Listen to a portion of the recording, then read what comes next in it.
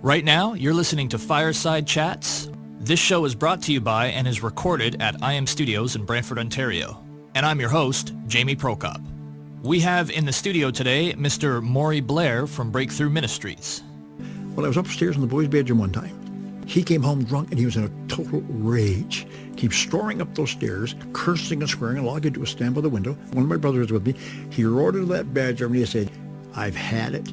You're dying this time. I'm through with you." And he grabbed me, bashed me, and pounced me against the wall. And then he lifted up the window. He said, "You're going into the flood. You're done." And he hung me out the window.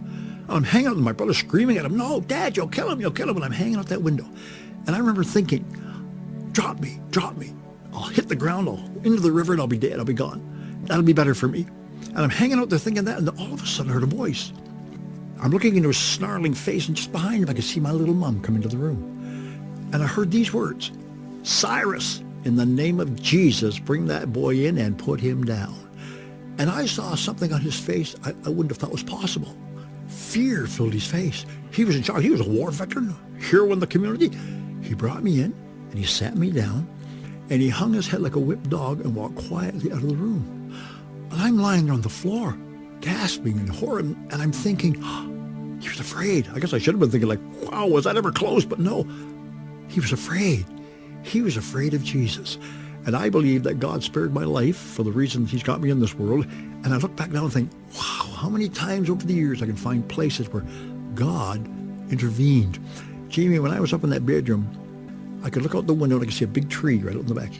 I used to crawl up that tree through all the branches to get way up near the top, and there was a lot of leaves in the trees, and I would sit in there. And I would be up there, and all of a sudden he'd come home, and he'd be looking for me.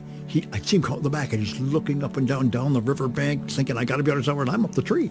And I'm thinking, so I'd shut my eyes and hang out of the tree and say, "Please, God, don't let him see me." All those years, he never saw me up that tree. If he'd gone up to the bedroom looking for me and looked out the window, he'd have spotted me, and I believe he would have come down and taunted me and threatened me. I probably would have jumped and committed suicide because of the terror and the fear.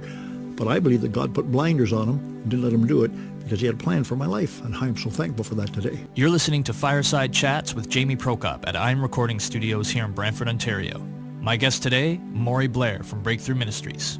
Thanks for joining us.